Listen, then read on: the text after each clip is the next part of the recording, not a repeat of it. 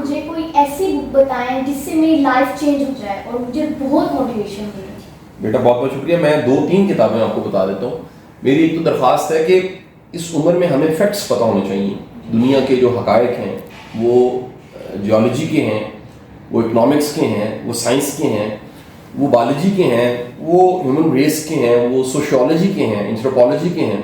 اگر ہمیں وہ فیکٹس پتہ ہوں تو پھر ہماری زندگی ریئلٹی بیسڈ رہتی ہے. زندگی کا سب سے بڑا المیہ یہ ہے کہ ہمارا جو دماغ ہے, مائنڈ ہے, وہ اپنے مفروضے کو حقیقت سمجھتا ہے. تو جب بھی آپ فیکٹس کو ڈھونڈتے ہیں, تلاش کرتے ہیں, آپ کو حقائق پتہ لگتے ہیں.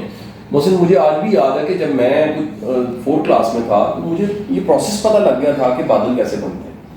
اور میں آج بچہ دیکھتا ہوں, ممکن ہے میٹرک کا بچہ ہو, لیکن اسے پتہ ہی نہیں ہے کہ یہ فنامنا کیا ہے, کہاں سمندروں سے پانی اٹھتا ہے, اور کیسے وہ پانی بادل بن کے پہاڑوں تک جاتا ہے, اور کیسے وہ برف پڑتی ہے, اور کیسے وہ پگھلتی ہے, کیسے وہ ندی نالے میں کنورٹ ہوتی ہے, کیسے وہ ندی نالا ایک دریا کی شکل اختیار کرتا ہے, اور کیسے وہ دریا پوری زمین کو, دھرتی کو دھوتے ہوئے دوبارہ سمندر واصل ہو جاتا ہے. تو یہ جب آپ فیکٹس ڈھونڈتے ہیں, تلاش کرتے ہیں, تو آپ کا نالج بیس اور آپ کا کہہ لیجیے ریئلٹی کے قریب ہونا ہی بڑھ جاتا ہے. دوسرا میری گزارش ہے بیٹا کہ ہمیں قرآن کو ضرور پڑھنا چاہیے, اور قرآن فہمی کا شوق اسی عمر میں ہمارے پاس آ جانا چاہیے. تو آج بڑی آسانی ہے کہ بے شمار آپ کو قرآن آسان تحریکیں ملیں گی جو بچوں کو بھی قرآن سمجھانے کے لیے ایسا میٹیریل کانٹینٹ تیار کیے بیٹھے ہیں. ہمارے زمانے میں نہیں تھا ایسا. اور تیسری میری گزارش ہے کہ آپ اسلامی انسائکلوپیڈیا جو دارالسلام نے چھاپا ہوا اس کو ضرور لے لیجیے, وہ بھی بڑا معاون ہوگا.